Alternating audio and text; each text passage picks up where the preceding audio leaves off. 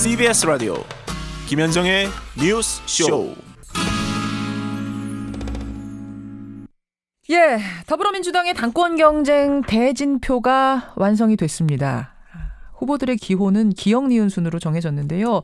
김두관, 김진표, 박범계, 송영길, 이인영, 이종걸, 이해찬, 최재성 이렇게 8명이 후보 등록을 마치고 경쟁을 벌이게 됐습니다. 이 가운데 이해찬 후보는요. 금요일까지도 불출마 기사가 나올 정도로 출마 여부가 불투명했는데 막판에 출마 선언을 하면서 전당대회 태풍의 눈이 됐지요. 친문 좌장격인 이해찬 후보의 등장을 두고 비문 대표주자죠. 5선의 이종걸 후보는 충격적이다. 이렇게 표현을 했더군요. 아무튼 내일 모레 컷오프가 있습니다. 딱 3명만 살아남아서 본선으로 가는데 오늘은 8명 중에 한 분, 비문 대표주자 이종걸 후보 만나보죠. 이종걸 의원님 안녕하세요. 예, 안녕하셨습니까? 이종걸입니다. 출마 결심하는데 시간이 좀 걸리셨어요. 예. 예. 뭐 때문에 이렇게 망설이셨어요?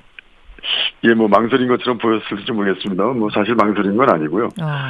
당대표를 하면 뭘 어떻게 해야 될 것이냐라고 하는 그 저희 소임 중심으로 생각했기 때문에 사실 일찍부터 출마하려고 했습니다만 예. 늦어졌습니다. 근데 그때 이해찬 말씀하신 것처럼 이해찬 선배께서 예. 막판까지 불투명해서 이해찬 선배님이 발표하신 후 출마 선언한 후 바로 직후에 하는 것이 좋겠다. 이 얘기도 맞고 그래서 좀 아주 전혀 생각지 못한 이제 출마 선언을 하신 이후에 제가 출마 선언을 바로 직후에 하게 됐습니다.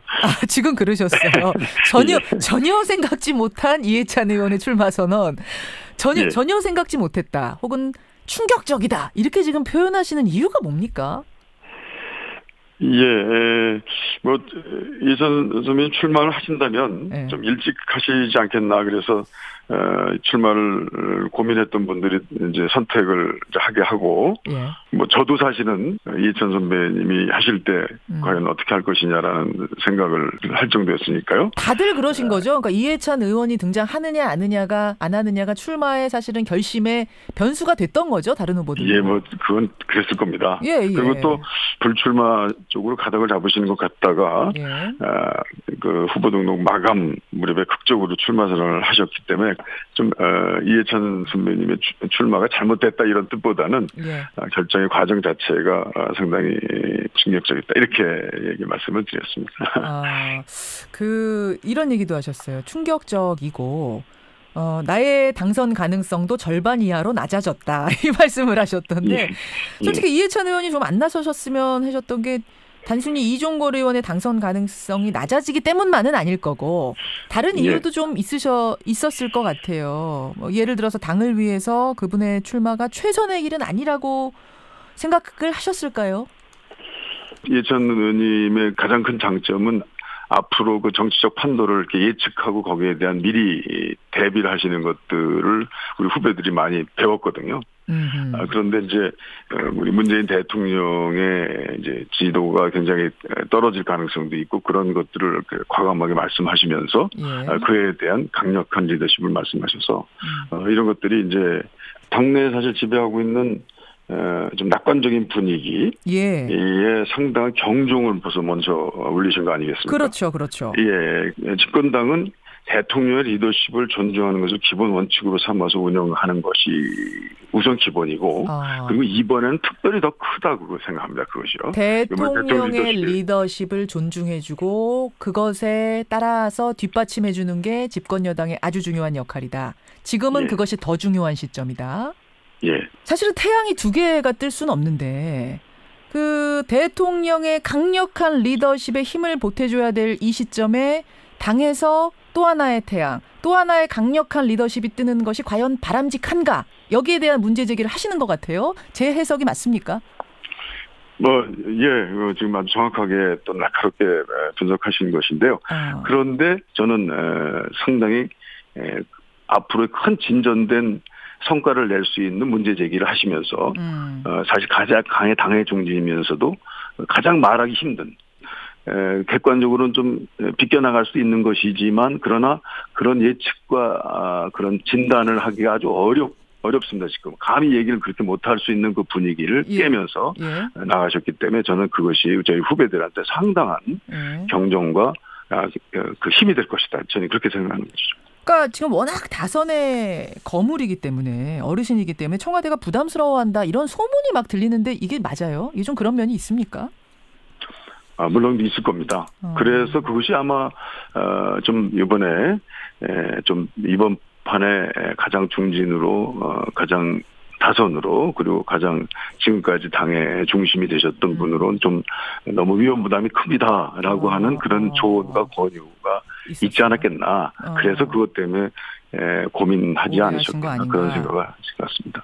그 여당에서 강력한 리더십이 정부를 또 견제하면서 청와대 정부를 견제하면서 잘못된 부분에 대해서 경종도 울려가면서 이렇게 갈 수 있는 건 또 장점 아닌가. 야당에서는 지금 여당이 뭐 저 청와대 흥신소냐 청와대 심부름센터냐 이런 얘기 예스맨이다 뭐 이런 비판 나오고 있는 시점에 또 강력한 리더십이 그 역할을 할 수 있다 이런 긍정적인 평가도 있어서 말이죠. 네, 그렇습니다. 전당대회라는 게 그냥 누구 이렇게 정해져 있는 사람 뽑는 게 아니지 않습니까? 정말 당원들에게 그 당의 자산들을 다 펼쳐놓고 이 시기에 가장 필요한 리더십을 형성해 나갈 수 있는 그리고 또 형성의 조건을 갖추고 있는 사람이 누구냐라는 것들을 여러 가지 토론 속에서 또 결정하는 과정이라고 저는 생각하거든요. 그 과정에 저는 상당한 그 당원들의 즐거운 판단, 또 긴장된 판단, 또 아주 재미있는 그 전당대회를 당원들이 생각하면서 비판과 토론과 이것들을 좀 더 할 수 있는 그 폭을 넓혀 주셨다. 저는 그렇게 생각합니다. 그래서 뭐 결국 저는 상당 부분 가능성이 높은 그런 제일 가능성이 높은 주자라고 저는 생각하는데요. 그러나 또 후배들이 그 가만히 있지 않습니다. 그러니까 경쟁하게 따지고 그러지 않습니까?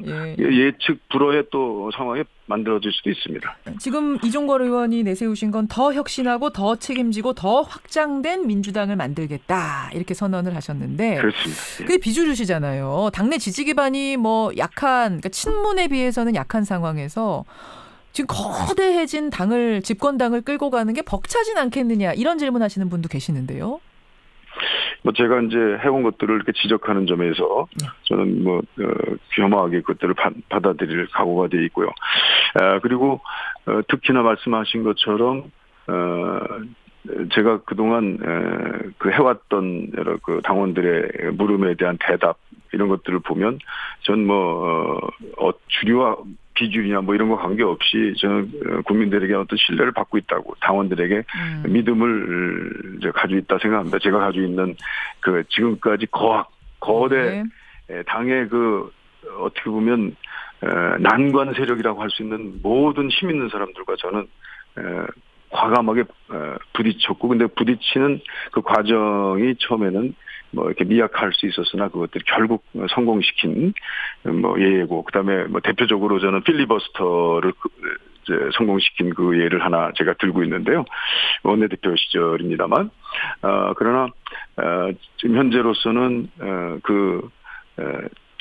저가 그런 리더십의 적임자가 된다면 정말 우리 민주당은 그런 전체를 아우를 수 있는 그 체질 개선, 진정으로 개혁할 수 있는 힘의 근원 이런 것들을 확인하고 극복하고 또 만들어 나갈 수 있을 거다. 저는 그렇게 생각합니다. 그래서 지금의 이종거리가 어떻게 해가느냐에 대한 그 과정을 주목하시면 지금까지 했던 이종걸과 지금 우리 대통령의 그 강력한 리더십과 판단력과 대통령의 그 고공의 지지도를 바탕으로 우리 여당 민주당이 해나갈 수 있는 당의 리더십을 저는 진정으로 가장 잘 활용하고 만들어 나갈 수 있을 것이다. 이렇게 판단을 받을 거라고 저는 확신합니다.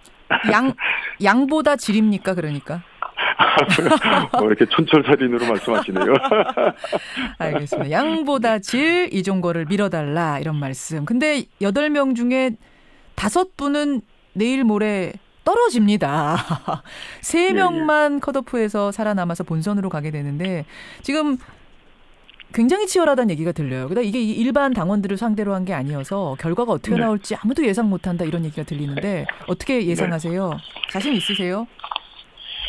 예, 뭐 자신은 있습니다만 결과에 대해서는 낙관할 수 없다 이렇게 저는 생각합니다. 예, 지금까지 그 대부분 선출해 주시는 이제 예선내 그 결정권을 가지신 분들이 이제 선출되신 분들인데요. 국회의원이나 그렇죠. 우리 국민으로부터 선출의 힘을 가지고 있는 분들인데요. 그분들의 각자 자기 생각. 그래서 앞으로 이 민주당이 2년 동안 어떻게 나가야 될 것이냐, 나갈 것을 분명히 잘 끌고 나갈 것이냐, 뭐 이런 것들을 각자 잘 생각하시는데.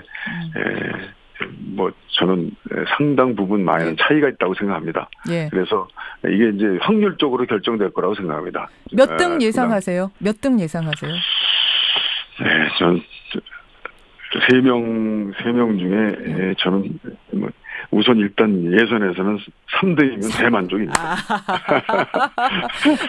비주류 분들이 뭉칠 수 있다. 사실 지금 친문 후보들은 여럿이 나왔는데 이제 비주류 후보는 많지 않기 때문에 이종걸 후보로 뭉칠 가능성이 있어서 상당히 어떻게 보면 유리하다 이런 분석도 있던데 그쪽으로 좀 기대를 걸고 계시는 겁니까?